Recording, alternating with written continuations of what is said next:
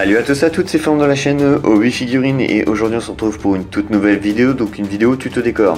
Aujourd'hui on va voir comment on réalise des collines enneigées. Alors cette colline va me servir en fait pour ma table de jeu haute. Donc vous allez voir que dans cette vidéo on va montrer des méthodes simples, efficaces et économiques pour avoir un top rendu. Cette vidéo est découpée en deux parties. La première partie comprend la structure et la deuxième, la peinture et le flocage. Donc bien évidemment, je reprends les mêmes parties de construction que le tuto de colline verdoyante. Donc pour ceux qui ont déjà vu ce tuto, je reprends les mêmes techniques. Donc vous pouvez faire un gain de temps de visionnage et passer directement cette étape à l'étape numéro 2. Pour ceux bien sûr qui n'ont pas vu la vidéo colline verdoyante, la première partie vous sera fortement utile car c'est vrai que je montre pas mal de petits éléments et de bons conseils pour réaliser cette colline avec, comme je l'ai dit, des matériaux simples mais efficaces avec un top rendu. Le matériau essentiel pour réaliser des collines, c'est du polystyrène extrudé. Donc contrairement à son cousin le polystyrène expansé, celui-ci quand on le découpe ne forme pas des petites billes qui s'éparpillent. Celui-ci est bien compact et va se travailler beaucoup mieux et beaucoup plus facilement. Donc je vais découper une surface, donc là ça va être une surface ovale dans ce polystyrène extrudé avec un cutter, donc faites bien attention, le cutter c'est un outil dangereux.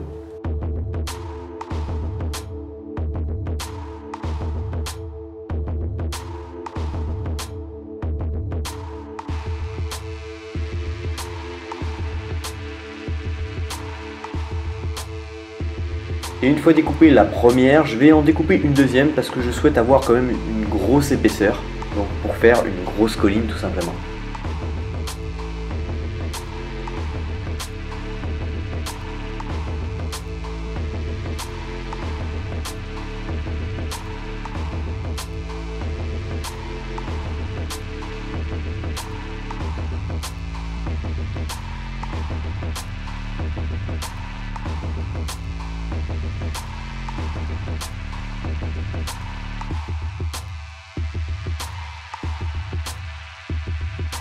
Ces deux épaisseurs vont être collées entre elles avec de la colle vinylique.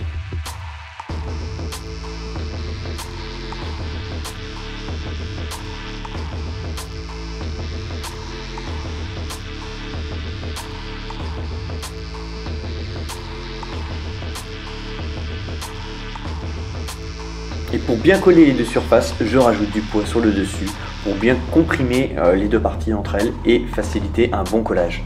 Donc une fois la colle bien sèche, je vais découper cette structure pour réaliser une colline. Donc en fait on va biseauter tous les contours pour faire une sorte de dôme. Donc au cutter, ça prend peut-être un peu de temps, mais cette étape est quand même assez nécessaire.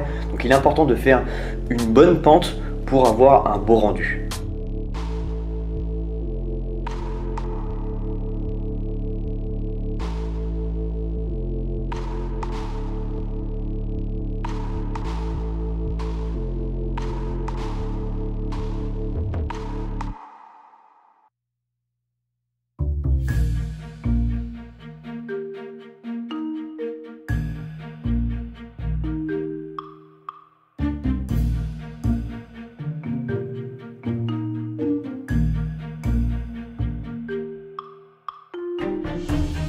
Comme vous pouvez voir au cutter, j'ai réalisé un joli petit dôme. Ça fera une bonne base pour ma colline.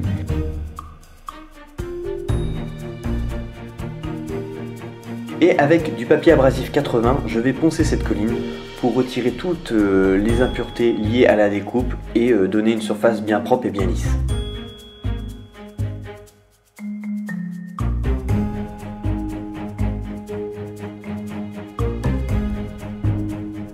Sur cette colline, je vais réaliser un aspect rocheux, donc une sorte de petite falaise finalement. Donc si vous souhaitez ne pas suivre cette étape, vous pouvez aller plus loin pour aller tout simplement à l'étape de la texture. Donc pour réaliser cette étape de côté rocheux, j'ai découpé une partie de ma colline pour faire un côté falaise où cette roche sera apparente.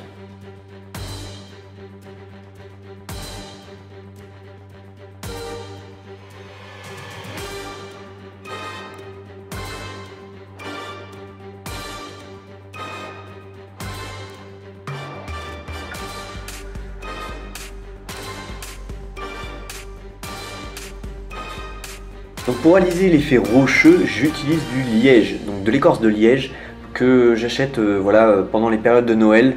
C'est des accessoires qu'on peut trouver pour réaliser des crèches. Donc vous pouvez en trouver dans la nature, mais d'aussi bonne facture, c'est plus délicat. Donc pour ma colline, je vais découper un support. Donc ce support va être tout simplement réalisé en carton plume de 5 mm.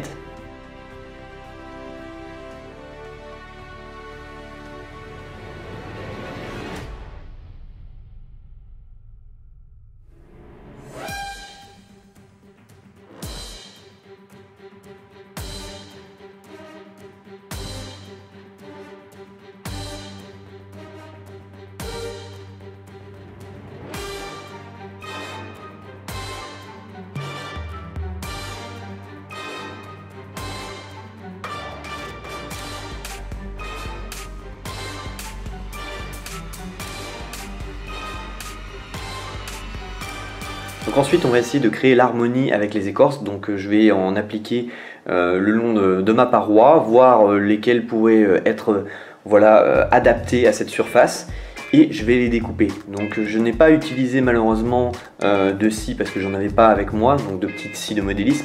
J'ai utilisé un couteau à pain, mais je vous déconseille quand même parce que c'est pas très pratique. Je vous conseille vraiment voilà, la petite scie de modélisme, et encore mieux si vous avez un petit étau pour pouvoir couper correctement et sans danger vos morceaux de bois. Donc j'ai créé une harmonie avec plusieurs morceaux, voilà, mis bout au bout. Même s'il y a voilà, des jours entre eux, c'est pas trop grave parce que ça va être rebouché plus tard avec de l'enduit. Mais le but du jeu, c'est d'avoir voilà, un bel aspect, et vous allez voir que cette écorce donne un super rendu.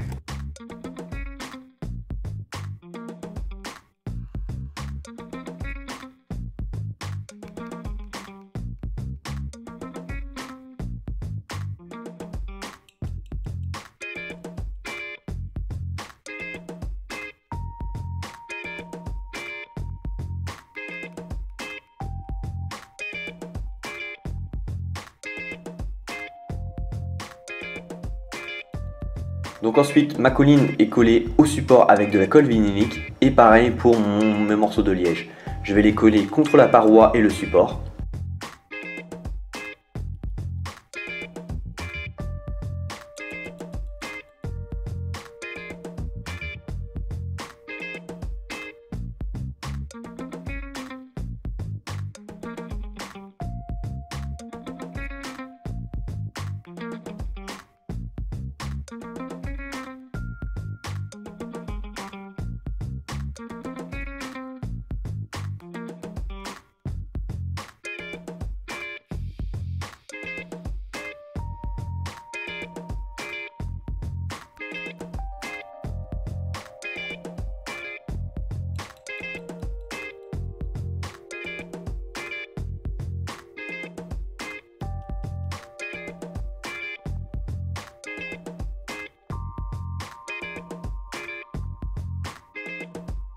Et j'ai laissé sécher le tout pendant toute une nuit pour être sûr qu'à la prochaine étape, tout soit bien sec et ne bouge pas.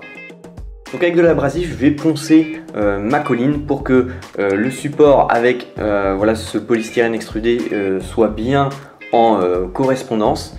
Et sur l'avant, au niveau de l'écorce, je vais faire un léger biseau pour que tout simplement il n'y ait pas une pente très raide avec ce support en carton plume.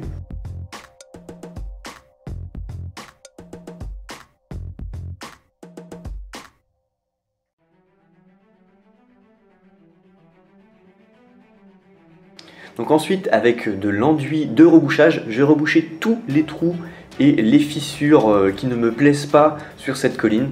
Donc vous voyez en vidéo les endroits que j'ai rebouchés pour pouvoir bien donner un aspect d'une colline uniforme et non d'une colline découpée en deux morceaux entre voilà, ce polystyrène et cette écorce. J'ai aussi colmaté voilà, certaines failles qu'il peut y avoir entre deux écorces, faire en sorte que voilà, ça se fasse une seule et même zone tout simplement.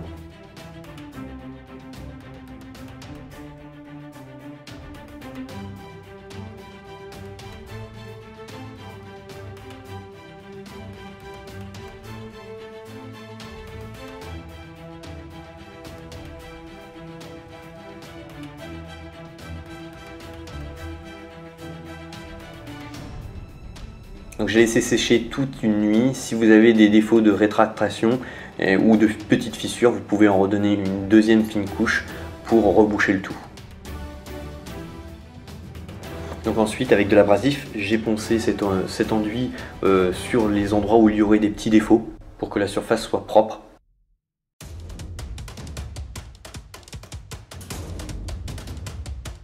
Donc là on passe à la deuxième partie. Donc la deuxième partie va comprendre, comme je l'ai dit, la peinture et le flocage. Donc pour préparer le flocage, je vais utiliser du sable de plage, donc, que je vais tamiser. Donc vous pouvez prendre n'importe quel type de sable, mais il faut qu'il soit tamisé, que le grain soit de même calibrage, pour justement ne pas avoir de défaut quand on va appliquer la fameuse neige par-dessus. Donc mon élément de décor, j'ai appliqué de la colle vinylique au pinceau légèrement dilué sur toutes les parties de neige. Alors pourquoi j'ai tout simplement mis du sable pour les parties en fait qui vont être recouvertes de neige? Tout simplement parce que ça va me servir de bonne base pour avoir une belle neige.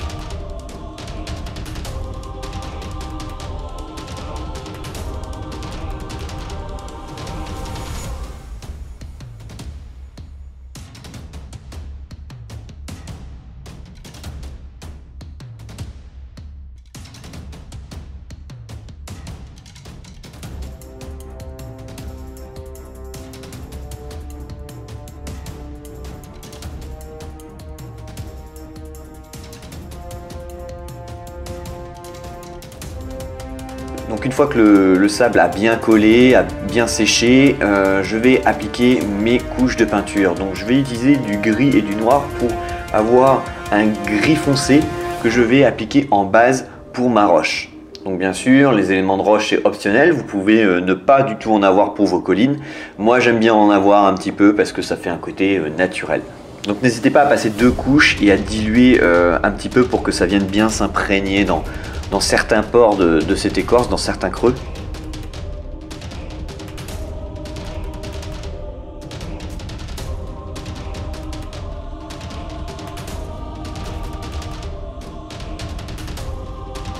Donc une fois que le tout a séché, on va effectuer des brossages à sec.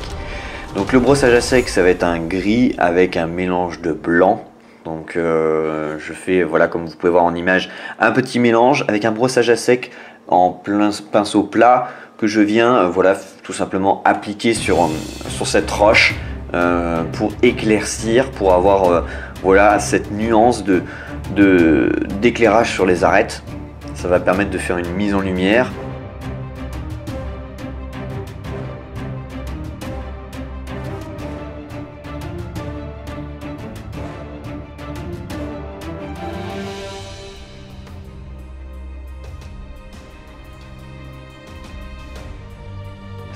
Qui va être poussé un peu plus selon les doses de blanc que vous allez ajouter.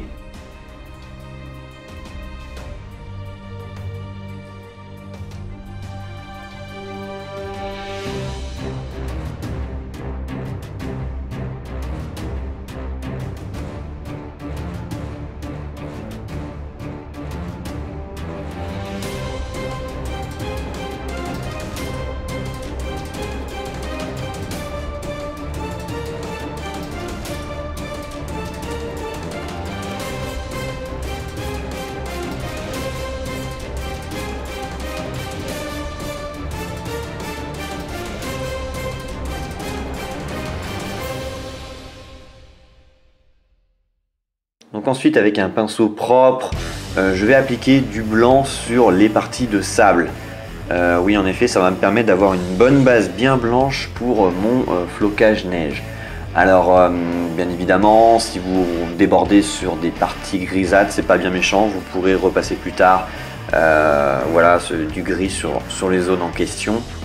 Donc je vais effectuer 2 couches. La première couche va être légèrement diluée de blanc et la deuxième moins, pour que la première en fait puisse être bien imprégnée dans le sable, que le sable boit bien cette couleur de blanc qui finalement recouvre assez bien en 2 couches.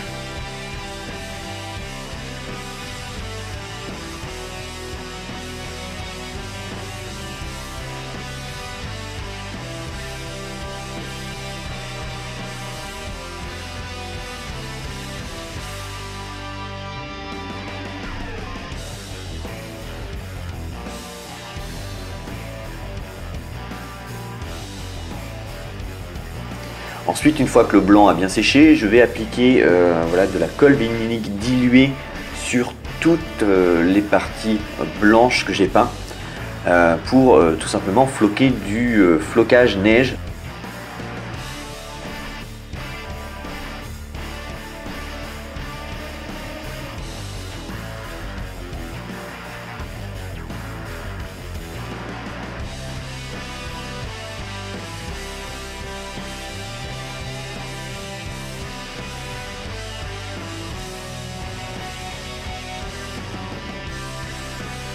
Donc celle-ci c'est une marque de chez Games Workshop, mais n'importe quel type de flocage de marque comme par exemple du Prince Auguste, etc. fonctionne très bien, même de l'Army Painter. Alors pourquoi je n'ai pas utilisé tout simplement du bicarbonate? Donc oui, je pense que certains vont me dire ouais, tu aurais pu utiliser cette technique qui est simple et efficace. En fait, le problème du bicarbonate, c'est que c'est joli au début, mais au bout de 1 ou 2 années, et ça va jaunir et ça va du tout plus avoir une couleur blanche. Et du coup, ça serait dommage de devoir tous les ans reprendre son décor, devoir repeindre, etc. Moi, je sais qu'avec cette technique-là, ça ne va pas bouger dans le temps et c'est un joli rendu. Alors, le fait d'avoir finalement une base blanche, le sable blanc calibré avec un flocage sur le dessus, fait un super rendu de neige. Vous pouvez apercevoir, on a voilà, quasi l'impression d'avoir une belle poudreuse. Et ben oui, c'est la technique. C'est vrai qu'en fait, tout simplement, le flocage de neige a tendance à être grisâtre sur des éléments qui n'ont pas de couche de base blanche en dessous. Mais quand il y a une couche de base en dessous, et ben voilà, par transparence, ça fait un effet poudreuse et ça fait un top rendu. Donc voilà, cette vidéo touche à sa fin, donc j'espère vous avoir appris voilà, de nouvelles techniques de décor, de modélisme. Vous pouvez voir qu'on a de jolies collines que vous pourrez fièrement voilà, poser sur vos tables de jeu et vous dire que voilà, c'est vous qui les avez fait tout simplement avec vos mains, avec votre talent. Avec 2-3 méthodes simples et efficaces, on a un super rendu. Et c'est pas si cher que ça, c'est quasiment voilà, beaucoup moins cher qu'un décor citadelle ou qu'un décor qu'on pourra acheter dans le commerce. N'hésite pas à liker, partager, commenter. Si tu veux soutenir la chaîne, à lâcher un petit pourboire, même 1 ou 2 euros, ça permettrait justement à acheter voilà, du matos pour continuer à filmer les vidéos de meilleure qualité. Par exemple, investir dans des micros ou dans un meilleur éclairage, ou même investir tout simplement dans d'autres matériaux pour réaliser d'autres tutos décors. À t'abonner aux pages Facebook et YouTube si ce n'est pas fait. Quant à moi, je te retrouve pour de prochaines vidéos. Salut à tous et à toutes.